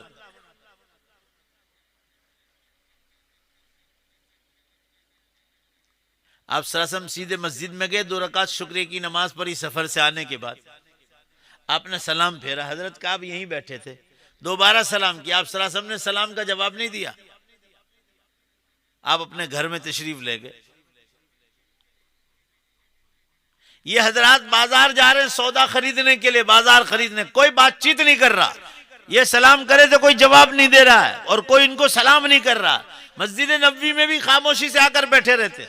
इन्होंने देखा कि हमारा जीना मुश्किल हो गया, कोई बातचीत नहीं करते। बीवियां हराम कर दी अल्लाह ने। हजरत काब इब्न मालिक फरमा रहे, मैं नौजवान था, अपनी बीवी को मैके भेज दिया उसके मां के घर, और ये दोनों बूढ़ी औरतें आई कि अल्लाह के रसूल हमारे तो माँ बाप मर गए, हम कहां जाएंगे। काब इब्न मालिक तो जवान, उसके ससुराल वाले मौजूद है। अल्लाह ने फरमाया अल्लाह के हुक्म के इंतजार करो। उनको घर में रहने का हुक्म दिया, मगर दूर रहकर जिंदगी गुजारो, ऐसा हुक्म आया। अब ये तीनों ने अल्लाह के सामने रोना शुरू कर दिया। ध्यान से सुनो, तीनों ने अल्लाह के सामने रोना शुरू कर दिया। मस्जिद में रोए, बाजार में रोए, घर पर रोए। हजरत काब इब्न मालिक फरमा रहे, मेरे एक चचाजाद भाई थे, मस्जिद नबवी के सामने उनका मकान था, वो सुन्नत नवाफिल घर पे पढ़ते थे। मैं उनके पीछे पीछे हो लिया, उन्होंने दरवाजा मेन गेट बंद कर दिया, तो मैं दीवार फांद कर ऊपर चढ़ा टेरेस पर जहां वो सुन्नत नवाफिल पढ़ते थे। उन्होंने सलाम फेरा, मैंने सलाम किया, उन्होंने मुझे सलाम का जवाब नहीं दिया, इशारा किया कि मेरे घर से निकल जा, अल्लाह का हुक्म नहीं। हजरत काब फरमा रहे हैं, हमारा रोना और बढ़ गया अल्लाह के सामने। वो दोनों बूढ़े भी रोने लगे, मैं भी रोने लगा। मुसलमानों, किस्सा बहुत लंबा है, मगर सिर्फ इशारा कर रहा हूं। इतना रोए एक गलती पर कि 50 दिन और 50 रात तक रोए, 2.25 महीने रोए एक हुक्म टूटने पर। 50 दिन और 50 रात के बाद अल्लाह ने इन तीनों की तौबा कबूल फरमाई। इतना रोए अल्लाह के साथ। और एक ही बार गलती हुई थी, इससे पहले गज़वे बदर में भी गए थे, गज़वे ओहद में भी गए थे, सब गज़वों में गए। अब की बार बस सुस्ती कर गए, सुबह जाएंगे शाम जाएंगे, नीयत थी जाने की मगर नहीं जाने पाए। अल्लाह ताला ने ये किस्सा कुरान में इसलिए नकल किया कि आने वाली क़यामत तक की उम्मत मुस्लिमा के लिए सबक बन जाए कि लोगों गुनाहों से तौबा बहुत जरूरी, अगर अल्लाह को राजी कर रहा है। कुरान में फरमाया सुम्मा ताब अलैहिम लियतूबू, 50 दिन और 50 रात के बाद अल्लाह ने उन पर ध्यान दिया और उनकी तौबा को कबूल फरमा लिया। हजरत काब फरमा रहे, सुन्नत नवाफिल मकान के टेरेस पर पढ़ रहा था, झोपड़ियों पर छत बने थे, उस पर वो नमाज पढ़ रहे थे। फरमाया एक मिट्टी उड़ाता हुआ शख्स ऐलान कर रहा है, मैं समझा अबू बकर सिद्दीक होंगे, पास मालूम हुआ तो देखा कि दूसरे सहाबी हैं। वो ऐलान कर रहे, अबशिर या काब इब्न मालिक, अबशिर या हिलाल इब्न उमय्या व मुरारत इब्न रबिया। ए काब इब्न मालिक खुशखबरी सुन लो, ए हिलाल इब्न उमय्या खुशखबरी सुन लो, ए मुरारा इब्न रबिया खुशखबरी सुन लो, तुम तीनों से अल्लाह राजी हो चुका है। अब सलासम पर वही नाज़िल हुई। हजरत काब इब्न मालिक जल्दी जल्दी चप्पल पहनी और मारे खुशी के रो रहे, मगर अब रोना खुशी का रोना था। आप सलासम के घर पर आवाज दी, आप घर पर नहीं थे, मस्जिद नबवी में थे। आप वहां पहुंचे, आप सलासम को देखते ही जो है रोना चालू है खुशी के मारे। आप सलासम काब इब्न मालिक को देखकर खड़े हो गए और गले से लगाए। जरा काब इब्न मालिक का बयान तो सुनो। फरमाया जब हमारी तौबा की खुशखबरी का ऐलान आया तो मैं दौड़ता हुआ आप सल्लल्लाहु अलैहि वसल्लम के पास पहुंचा। आपके सीने मुबारक से मेरा सीना जब मिला है, अल्लाह की कसम मुझे ऐसा लगा कि मैंने सैकड़ों ईदें देखी, बकरा ईद भी देखी और रमजान ईद भी देखी। अल्लाह की कसम आपके सीने मुबारक से मेरा सब जब सीना मिला है, अल्लाह की कसम ईद की खुशी से ज्यादा खुशी का मौका था जब आपने मुझे गले से लगाया और मैंने अल्लाह का हुक्म जब आपने मुझे सुनाया। इतनी खुशी का मौका था। हजरत काब इब्न मालिक फरमा रहे, मैंने कहा अल्लाह के रसूल सल्लल्लाहु अलैहि वसल्लम जितना सारा मेरे पास माल है सब अल्लाह की राह में तौबा की खुशखबरी में कुर्बान कर देता हूं, तौबा की खुशखबरी। आप सल्लल्लाहु अलैहि वसल्लम ने फरमाया नहीं, बीवी बच्चे हैं, माँ बाप है, सब कुर्बान मत करो। अल्लाह के रसूल पौना ले लो, का पौना भी नहीं, आधा का आधा भी नहीं, पाव ले लो, का चल लो पाव ले लो, और वो माल गरीबों में तकसीम कर दिया। यानी गुनाह गलती होने के बाद तौबा करते थे और तौबा की खुशखबरी में अल्लाह की राह में माल कुर्बान कर।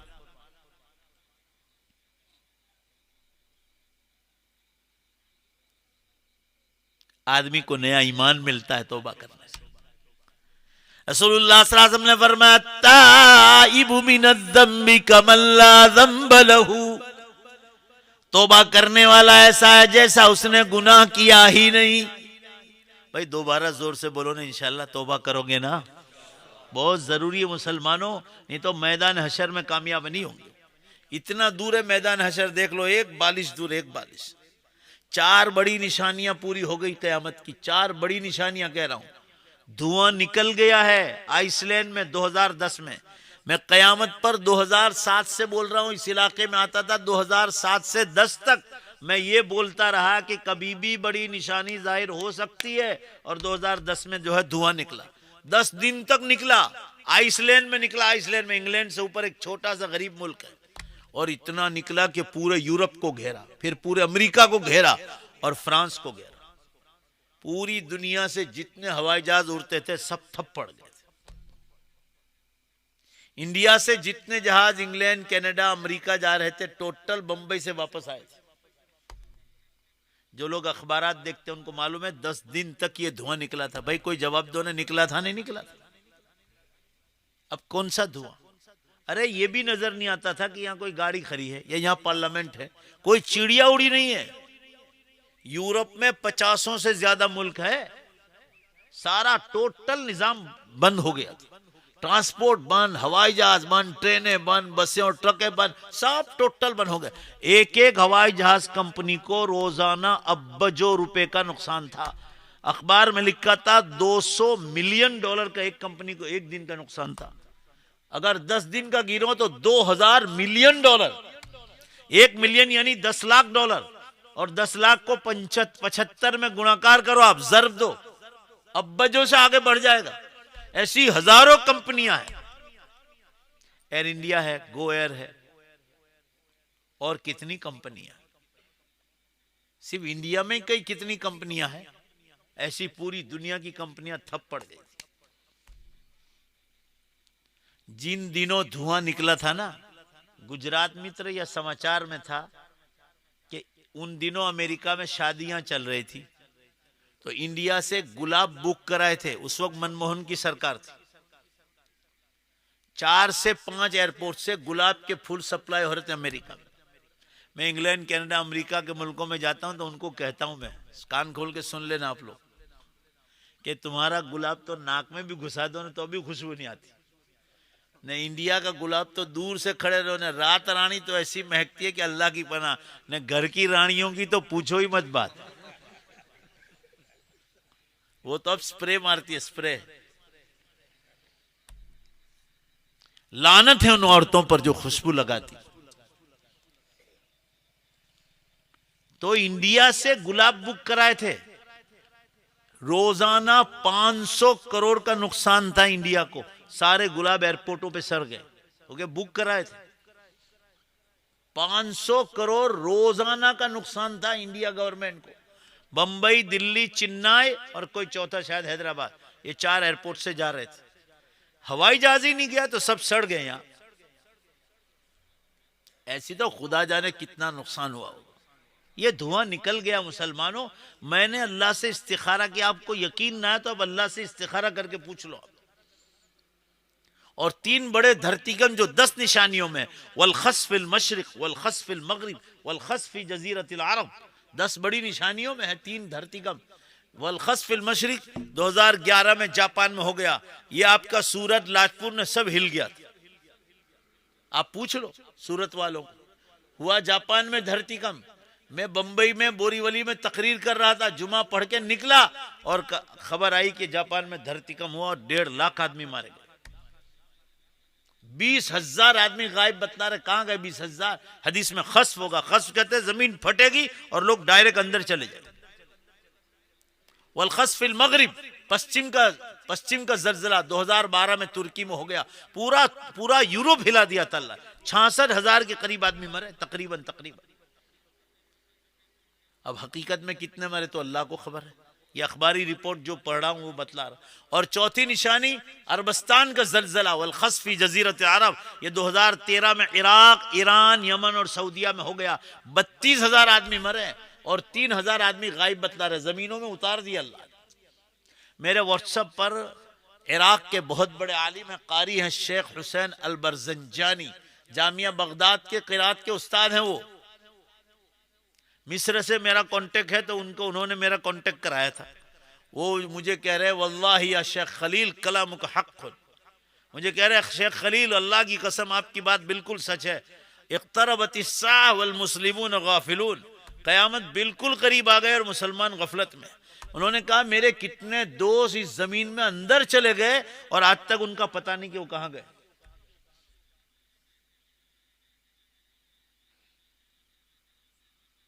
ये उत्तराखंड में क्या हुआ, मेरे और आपकी तरह इंसान थे, 400 लापता बतला रहे, कहां गए, बह गए, सब बह गए, दरियाओं में बह गए।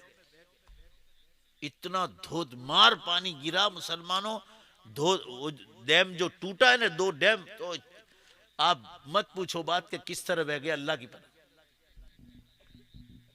पूरी धरती कांप रही। वेस्ट इंडीज में कफलेता के मौलाना अशरफ साहब हैं, वो कह रहे मौलाना हम लोग वेस्ट इंडीज में रहते हैं, बारबाडोस में, इतने डेंजर समंदर बिल्कुल किनारे पर है बारबाडोस पर, जो लोग जाते हैं उनको मार, कहा समंदर में इतने डेंजर धरतीकंप होते हैं कि हम लोग बाहर भागम भाग करते। और ये अब बंद होने वाले नहीं, कयामत का अलार्म बज रहे।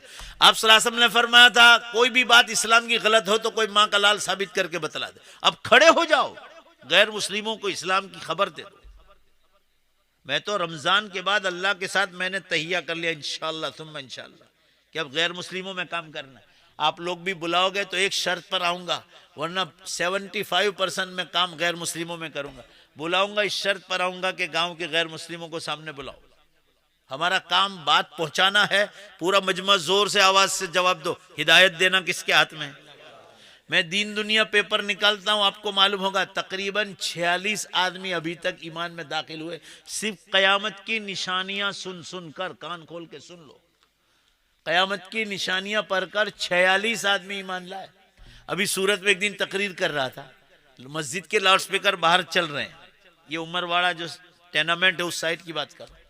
आपको ताज्जुब होगा कि लोग कहां कहां मुसलमान दीन की बातें पहुंचा रहे हैं। उन्होंने कहा कि आपकी दीन दुनिया हमारे पास किसी ने जेरोक्स करके भेजी थी और कहा जो आपने कयामत की निशानियां बयान की वो मैंने एक दिन ख्वाब में देखी थी कि सूरज पश्चिम से निकल रहा है। तो आज मैं कलमा पढ़ने के लिए तैयार हूं। मस्जिद में आया वो गैर मुस्लिम, तो मेरे पास तो टाइम नहीं था, इमाम साहब के हवाले कर दिया और इमाम साहब ने गुस्ल करा, फिर कलमे में उसको दाखिल कर दिया। अल्हम्दुलिल्लाह आज भी वो ईमान पर। अब टाइम नहीं रहा है, दज्जाल के आने की बिल्कुल तैयारी, और वो आया, उसकी सारी निशानियां जाहिर हो गई है, अभी तफसील का मौका नहीं है। और उसके बाद हजरत ईसा अलैहिस्सलाम और इमाम मेहदी दज्जाल को कत्ल करने के लिए जाहिर हो जाएंगे, वो आसमान से उतरेंगे। उसके बाद सूरज पश्चिम से निकलेगा और जोर से बोलो तौबा का दरवाजा बंद हो। फिर कोई कहेगा ना अल्लाह मेरे गुनाह को माफ, नहीं नहीं, गाड़ी छूट गई प्लेटफॉर्म छोड़ के, अब कुछ नहीं होगा। हवाई जहाज उड़ गया, अब तो कट फाड़ के फेंक दो। साइंस वाले कह रहे हैं, साइंस वाले, this is the last and final call to all mankind from the god. कह रहे हैं कि खुदा की तरफ से इंसानों को आखिरी कॉल आ चुका कि मैं दुनिया खत्म करने वाला हूं। ये साइंस वाले कह रहे हैं कि इतने डेंजर हालात है जमीन के और पहाड़ों के कि अब का चंद, ये लोग तो 2050 का ऐलान कर चुके हैं। कह रहे जो आज से 25 साल पहले कुरान की मजाक उड़ाते थे, कयामत का बाकायदा मजाक उड़ाते थे, उन्होंने कान पकड़ लिए कि कयामत अनकरीब आ गई। ये लोग कह रहे the final day is not far, the final day is not far, दुनिया का अंतिम दिन अब बहुत दूर नहीं। ये लोग कबूल कर लिए, लोग मशीनरियों पर देख रहे हैं कि धरती कांप रही। आप सल्लल्लाहु अलैहि वसल्लम ने फरमाया था, आप देखो अल्लाह के नबी का कलाम कितना सच्चा है, जब दुनिया में झूठ, शराब, जुआ जुगार, नाच गान, धोखाबाजी, लांच रिश्वत, जुल्म और जीनाकारी आम हो जाएगी, फबादहा सनवातुज ज़लाज़िल, उसके बाद जलजलों और भूकंप के बरस कयामत तक शुरू हो जाएगी। भाई जरा जोर से एक बार तायीद तो करो, मेरी सच्चाई की तायीद तो करो। जलजले धरती कम हो रहे नहीं हो रहे, पूरी धरती कांप रही। ये कछबूज, ये काठियावाड़, ये तो रोज चालू है, रोज अभी परसों 4 दिन पहले पेपर में था कि बड़ौदा से लेकर वलसाड़ तक सुबह 4:30 बजे जलजले का झटका आया। आप लोगों में से किसी की आवाज सुनना चाहता हूं, इधर किसी ने महसूस किया था भाई? 4:30 बजे 3-4 दिन पहले आया था। जो जाग रहे थे उन्होंने महसूस किया, खास करके बड़ी बिल्डिंगों में हुआ। चलो जवाब तो दो, पेपर में पढ़ा आपने भाई? बोलो ना, आया था, पढ़ा था। वलसाड़ से, बड़ौदा से वलसाड़ तक सुबह 4:35 बड़ी बिल्डिंगों में महसूस हुआ। लोग भागम भाग कर गए, पूरी धरती कांप रही। आप सल्लल्लाहु अलैहि वसल्लम ने फरमाया, जब जीनाकारी आम हो जाएगी, ध्यान से सुनो, तो अल्लाह ताला टाइम में से बरकत को उठा ले। मिशकात शरीफ किताबुल फितन में हदीस आई, अस्सनतु कश्शहरी वश्शहर कल उसबुई वल उसबु कल यौमी वल यौम कस्सा वस्सा कद्दक़ीक़ा व कमा क़ाल सल्लल्लाहु। एक बरस एक महीने के बराबर होगा, महीना हफ्ते के बराबर, हफ्ता दिन में दिन, घंटे में घंटा, मिनट में मिनट, सेकंड में बदल जाएगा। अब तो जोर से जवाब दो भाई, जोर से बोलो, टाइम में बरकत है? अभी लॉकडाउन शुरू हुआ था, देखो मार्च आ गया, यही टाइम पे लॉकडाउन हुआ। ऐसा लग रहा है जैसे 1 महीने की तरह आया निकल गया, और टाइम और जाएगा। देख लेना आप देख लेना। जुमा तो ऐसे लग रहा है जैसे एक दिन में। अभी ये सोमवार को डॉक्टर आफाक साहब मिले थे सूरत में, कह के मौलाना 6 साल पहले हम लोग दोस्त को साथ बैठते थे, तो कभी कभी हम आपका हंसते हुए मजाक कर लेते थे। मैं कहा क्या मजाक करते थे? क्या अभी से कहाँ कयामत आ गई थी? क्योंकि कोई बोलता नहीं था। अब आप भेज रहे हैं कि हरम के इमाम बोल रहे हैं कि कयामत की बड़ी निशानियां ज्यादातर खत्म हो गई, और ये धरती कम देख रहे हैं, टाइम में हकीकत में बरकत नहीं। तो अभी ये सोमवार को कह रहे थे कि अब जो आपके खिलाफ बोल रहे थे वो सब कह रहे कि वाकई मौलाना की बात बिल्कुल सच्ची। अरे भाई ऐसी बात भी मत करो कि मौलाना की बात सच्ची, बस जो करने का काम है वो इसी में लग जाओ। सही कह रहा हूँ, गलत कह रहा हूं? और वो करने का काम ये है कि आदमी गुनाहों से तौबा कर ले और अल्लाह की राह पर आ जाए। और कयामत के दिन कुछ होगा नहीं तो क्या मुंह क्या बतलाओगे? यहां से आप दुबई गए, नहीं इंडिया का रुपया निकाला आपने, चाय पीना है कि भाई चाय दे दो, एयरपोर्ट वाला कहेगा कि ये रुपया इंडिया का है, फर्नीचर कंपनी का, ये यहां नहीं चलेगा, ये यहां नहीं चलेगा। चेंज करा के लाओ, रियाल लाओ, दिनार लाओ, दिरहम लाओ, वो चेंज करा के लाओ, फिर चाय मिलेगी। जब इंडिया का रुपया दुबई में नहीं चलता है तो दुनिया के बेकार धंधे भी, पूरा मजमा बोलो बेशक, अल्लाह की आखिरत में काम आने वाला नहीं। वहां का रुपया नमाज है, रोजा है, ज़कात है, खैरात है, सदका है, हज है, कुर्बानी है, तिलावत है, जिक्रुल्लाह है, दुरूद शरीफ है, इस्तग़फ़ार है, तहज्जुद है, इशराक है, अव्वाबीन है, माँ बाप की खिदमत है, पड़ोसी का हक है, मामलात की सफाई है, पाकी और सफाई है। ये जितने हुक्म कदम कदम पर बतला है, हलाल रोजी है, ये वहां का रुपया है। और होगा नहीं तो क्या लेकर जाओगे? और कुरान में बार बार आया, माँ बाप औलाद से दूर भागेगी, औलाद माँ बाप से दूर भागेगी, हस्बैंड वाइफ से भागेगा, वाइफ हस्बैंड से भागेगा। जिनका रिश्ता था हलाल वो एक दूसरे से भागेंगे, तो प्रेमी ने प्रेमिका कैसे करीब रहेंगे? सोच लो। आजकल बहुत हो रहा है ये मोबाइल के रास्ते से। जिनका हलाल रिश्ता है हस्बैंड वाइफ, वो करीब खड़े नहीं रहेंगे। बीवी को डर लगेगा कि कहीं प्यार मोहब्बत में ये मुझसे कोई नेकी ना मांग ले, और शौहर को डर लगेगा कि बीवी कहीं मुझसे कोई जो है नेकी ना मांग ले, एक दूसरे से भागेंगे। तो प्रेमी प्रेमिका जो हराम जीना खोरियां करते, वो करीब खड़े रहेंगे कब? आप सोच लो जरा। आजकल मोबाइल का बहुत ज्यादा गलत इस्तेमाल हो रहा है। घरों में पर्दा लाओ ना, सारे झगड़े खत्म हो जाएंगे। घरों में पर्दा लाओ, पर्दा नहीं होगा, इसलिए नहीं होगा कि दीनी तालीम नहीं होगी। अहमदाबाद में आयशा नाम की लड़की ने जो आत्महत्या की, उसकी मेन बुनियाद है घर में दीनी तालीम का ना होना। अगर उसके पास इतनी दीनी तालीम होती कि आत्महत्या करना हराम है, उससे जहन्नम मिलती है, जोर से बोलो भाई, वो करती, खुदकुशी करती। और जिसने उसको दबाव डाला था, उसका शौहर, कि मर जाए तो एक वीडियो करके भेज देना, औरत का दिल नाजुक है, तो उसके पास जहेज के पैसे मांगता था, दहेज के। उसके पास भी जहालत, दीन की तालीम नहीं थी। औरत के पास दहेज का पैसा मांगना हराम है। अर्रिजालु कव्वामून अलन निसा। और आगे चलकर कुरान में फरमाया वबिमा अनफकू, जो तुम अपनी औरतों पर खर्च करते हो। मर्द को कमाकर औरत पर खर्च करना है, न ये कि शादियां करके बीवियों के पास पैसे मांगना। इस्लाम के खिलाफ है। मर्द को कव्वाम बनाया है कि रोजी कमाओ, बीवी को पालो। बीवी उसके बाप ने 20 साल तक पाला, इसकी जिम्मेदारी तेरे जिम्मे है। दोनों की गलती है घरों में दीन न होने की वजह। एजुकेशन लो, आप नया साइंस पढ़ो, टेक्नोलॉजी पढ़ो, मगर दीन नहीं पढ़ोगे ना, मुसलमान तो दूर, आप सच्चे इंसान भी नहीं बन सकते। जो लोग दीन पर लगे हैं दावत और तबलीग के काम में, खानकाहों में, बड़ी बड़ी पोस्टों पर है, बड़ी बड़ी पोस्टों पर, आप उनको जाकर पूछो कि तुम्हारी जिंदगी कैसे बदली दीन के जरिए से। ये नए नए पाकिस्तानी जितने क्रिकेटर हैं, हाशिम अमला है, इन लोगों को पूछो आप, आज उनके पास दीन है। वरना हाशिम अमला का इंटरव्यू आपने सुना होगा, करोड़ों डॉलर, करोड़ रुपये नहीं, करोड़ों डॉलर देने को तैयार है उसको शराब की कंपनियां, कि शराब की एडवर्टाइज दे दे, दारू की, मगर उसने कहा कि ऐसा हराम पैसा मुझे नहीं चाहिए। उसके पास जो दीन नहीं होता ना, तो वो भी कबूल कर लेता, मगर दीन ने उसको बचाया। बोलो बेशक बोलो, है कि नहीं? दीन ने बचाया।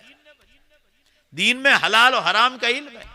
आजकल इंग्लिश मीडियम, हिंदी मीडियम के नाम पर, गुजराती मीडियम के नाम पर बच्चों को मदरसों से उठा लेते हैं। मैं तो मकतब वालों को कहता हूं कि बच्चे कुरान नाजरा पूरा कर ले, बेस्टी जेवर मुकम्मल पढ़ाओ, और 12 साइंस या 12 आर्ट्स या कॉमर्स तक जाए। बच्चों को मदरसों से मत छोड़ो, कानून लाओ मदरसों में। 1-1 घंटा कुरान का खुलासा समझाओ इनको। सूरह यासीन शरीफ में क्या लिखा है, पूरी तफसीर न हो, खुलासा समझाओ। सूरह कहफ में क्या लिखा है, सूरह अलम तर कैफ फ़अल रब्बुका बिअस्हाबिल फील में क्या किस्सा है, कुरान का बैकग्राउंड समझाओ। अल्लाह ताला कयामत के दिन दोबारा जिंदा करने वाला है, और उसके पास, बोलो जोर से बेशक, पूरी ताकत है। ये समझाओ आप कि कल उठकर अल्लाह के सामने हाजिर होना है। तो मुसलमानों, अब कयामत बहुत करीब आ गई, चंद बरसों में समेटने वाला है। मैं तो 40-50 बरस कहता था, अब तो बोलते बोलते 13 बरस हो गए। ये मेरा अपना अंदाजा है, आप तो और कम मानकर चलो, हो सकता है उससे कम में आ जाए, और हम लोग गफलत में रहेंगे, उठा लेंगे अल्लाह। बेशुमार मुसलमानों को अल्लाह ताला ख्वाब में बतला रहा है। ये भी कयामत की निशानी है। आप सल्लल्लाहु अलैहि वसल्लम ने फरमाया, इक़्तरबज़ ज़मन लम तक़द रुअयल मुमिनी तकज़िब। जब कयामत बिल्कुल करीब आ जाएगी, यानी अलामाते कुबरा, बड़ी निशानियां शुरू हो जाएगी, अल्लाह ताला ईमान वालों को कयामत की निशानियां ख्वाब में बतलाना शुरू करते हैं। बेशुमार लोग देख रहे हैं सूरज पश्चिम को से निकल रहा है। आपको थोड़ी पूछेंगे, मुझे पूछेंगे, जो कयामत पर बोलेगा उसको पूछेंगे। एक दिन मदरसा पढ़ा के आया 11 बजे, जीन्स पैंट और जर्सी में एक नौजवान आया, हाथ में चाबियां हैं। उसको मैंने ठंडा पानी दिया, फ्रूट खिलाया, कहा चलो अब मैं चलता हूं। मैंने कहा कैसे, क्यों आए थे, क्यों? चप्पल पहन, उसने जूते पहन लिए, वापस घर में आया। मुझे कहने लगा आपका डर लगता है इसलिए कह नहीं पाया। मैं कहा मैं कोई शेर हूं क्या? भाई कहो जो कुछ कहना हो, मैं आपको कह रहा हूं, कहो। कहा मैं आपको कयामत की निशानी सुनाने के लिए आया। मेरे भाई मौलाना है, कर्नाटक में पढ़ा रहे, मैं बौधान गांव का आदमी हूं, और मैं गैरेज संभालता हूं, मेरा काम गैरेज का है। मैं कभी नमाज नहीं पढ़ता था, जब से आपका बयान सुनता हूं और ये कयामत की निशानियां मैंने अपनी आंखों से देखी, तब से मेरी कभी नमाज नहीं छूटी। मैंने कहा क्या देखा? कहा मैंने एक रात को देखा कि सूरज पश्चिम से निकल चुका। अल्लाह ताला निकला नहीं, मगर इशारा कर रहे हैं कि अभी अब निकालने वाले, तैयारी कर रहे हैं। बम्बई जाता हूँ खार, वहाँ एक पठान साहब रहते हैं, उनकी जवान बेटी ने ख्वाब देखा कि हजरत ईसा अलैहिस्सलाम 2 फरिश्तों समेत नीचे उतर रहे। आज तक क्यों नहीं देखा भाई? दारुल माटली वाला भरूच में मौलाना सोहराबुद्दीन साहब है, झारखंड के रहने वाले, उनकी जवान बेटी ने ख्वाब देखा कि हजरत ईसा अलैहिस्सलाम जमीन पर आ गए। उसने पूछा आप कौन है? कहा मैं ईसा हूं। कहा ये 2 कौन है? कहा ये अल्लाह के फरिश्ते। बातचीत की बाकायदा ख्वाब, मुझसे ख्वाब की ताबीर पूछी। कितने लोग देख रहे हैं आसमान और जमीन टूट रहा। अभी ये 20 तारीख को मैं यहां जाकर आया वालोड़ गांव, 2000 के करीब आदमी थे, 2000 कह रहा हूं, आपके तो 200 सवा 200 आदमी है, 2000 के करीब आदमी थे।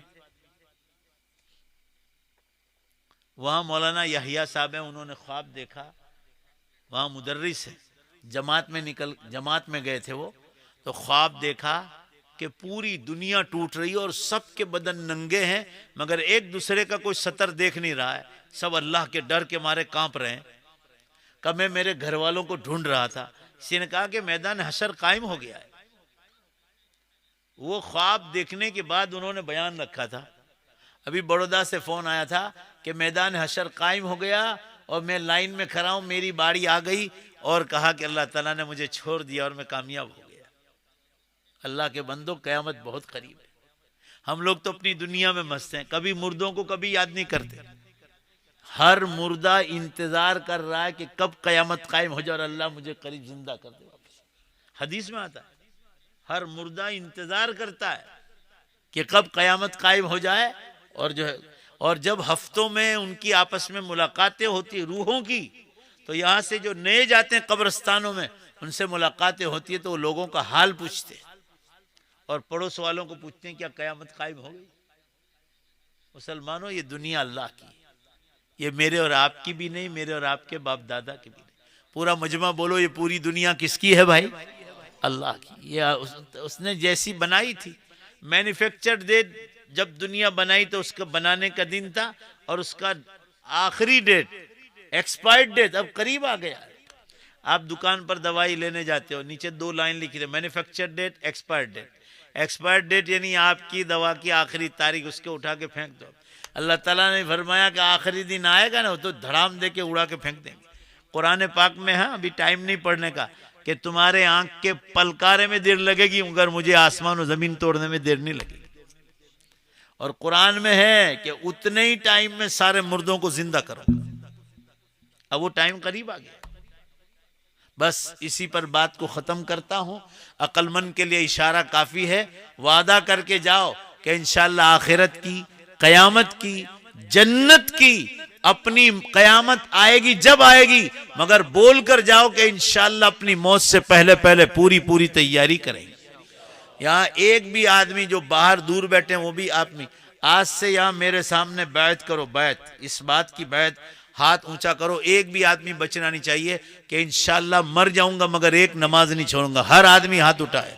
नहीं, पक्का वादा करो, पक्का वादा करो, इंशाअल्लाह बोलो, और ये बोलो कि हर हुक्म को उठाएंगे इंशाअल्लाह। अल्लाह मेरे और आपके कबूल फरमाए।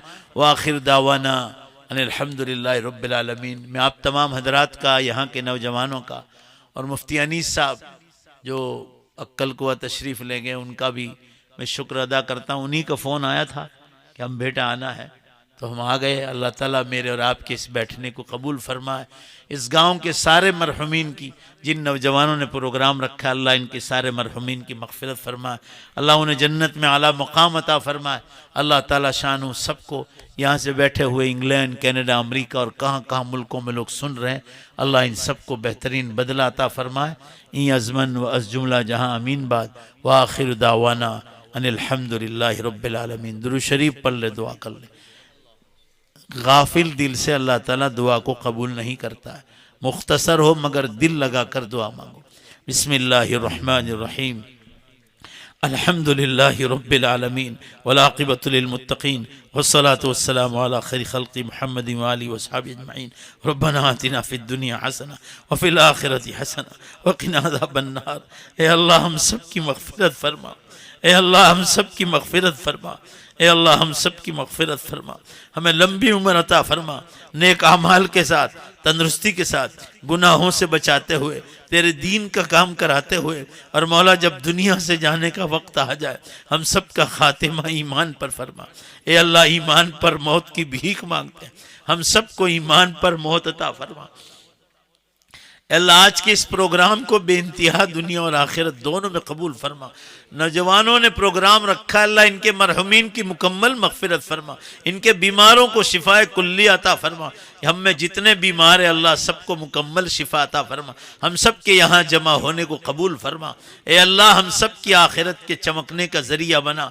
ए अल्लाह हमें दुनिया में भी कामयाब फरमा, आखिरत में भी कामयाब फरमा। हमें मस्जिदों को आबाद करने वाला बना दे, हलाल रोज़ी खाने करने वाला बना दे, मामलात और मुआशरत को साफ रखने वाला बना दे। अल्लाह आपके हर हुक्म को पालने की तौफीक अता फरमा। हम सब के यहाँ जमा होने को कबूल फरमा। उम्मत बहुत परेशान है, अल्लाह उम्मत के हाल पर रहम फरमा। अल्लाह इस मुबारक जगह पर खास कर हम अपने माँ बाप को नहीं भूल सकते, जिन माँ बाप ने हम लोगों को आज से 50 साल पहले बड़ी तकलीफ़ों से हम लोगों को पाला है। हमारी माँ ने जब ये हॉस्पिटलें नहीं थी, अच्छे अच्छे और ख़ूबसूरत इंजेक्शन और अच्छी अच्छी दवाएं नहीं थी, उस ज़माने में बड़ी तकलीफ़ से हमारे माँ बाप ने हमको जना है। ए अल्लाह तो उन माँ बाप की मुकम्मल मग़फ़िरत फरमा, उन माँ बाप की कब्रों पर नूर की बारिश बरसा। ए अल्लाह उन माँ बाप को जन्नत में आला मुकाम अता फरमा। इलाहुल आलमीन, ईद का दिन आता था तो हमारा बाप फटे पुराने कपड़े पहनता था, हमारी माँ फटे पुराने कपड़े पहनती थी और हमको अच्छे कपड़े पहनाते थे। अल्लाह आखिरी लुकमा खाने जा रहे थे और अल्लाह खुद ने खा रहे थे और अल्लाह रहम आ गया कि मेरा बच्चा शायद भूखा होगा, वो आखिरी लुकमा भी हमारे मुंह में दे दिया। अल्लाह उन माँ बाप को नहीं भूल सकते।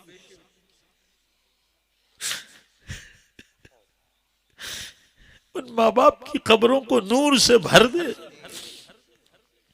उनकी कब्रों पर रहमतें और बरकतें नाजिल फरमा, उनको अपनी मग़फ़िरतों से ढांप ले।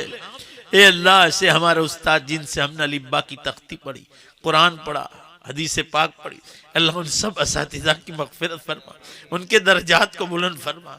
हमारे मौलाना अबरार अहमद साहब रहमतुल्लाह अलैह, मौलाना अब्दुल्ला साहब कापुदरवी रहमतुल्लाह अलैह, मुफ्ती अहमद बेमात साहब रहमतुल्लाह अलैह, मौलाना जुल्फ़कार साहब रहमतुल्लाह अलैह, और जितने भी इदारे हैं दुनिया में, उनके असातिज़ा जितने भी दुनिया से चले गए, अल्लाह उन सब की मग़फ़िरत फरमा, उनके दर्जात को बुलंद फरमा। अल्लाह उनकी कब्रों को जन्नत के बागीचों का एक बाग बना। हम सब के यहाँ जमा होने को कबूल फरमा। हमारी दुनिया और आखिरत की नेक और जायज़ तमन्नाएं पूरी फरमा। ए अल्लाह, ये सारे जवानों को, क़यामत बहुत करीब आ गई, सारे जवानों को दाढ़ी की सुन्नत जिंदा करने की तौफीक अता फरमा। ए अल्लाह, जल्दी से बुर्का खरीद कर घर घर पर्दा लाने की तौफीक अता फरमा। बेपर्दगी से हिफाजत फरमा। शादियों में अगर खाना खिलाएं तो मर्द और औरतों के बीच में पर्दा रहे। अल्लाह ऐसी तौफीक मुसलमानों को अता फरमा। हमारी दुआओं को अपने फजल व करम से कबूल फरमा। बिरहमतिक या अरहमर राहिमीन। सल्लल्लाहु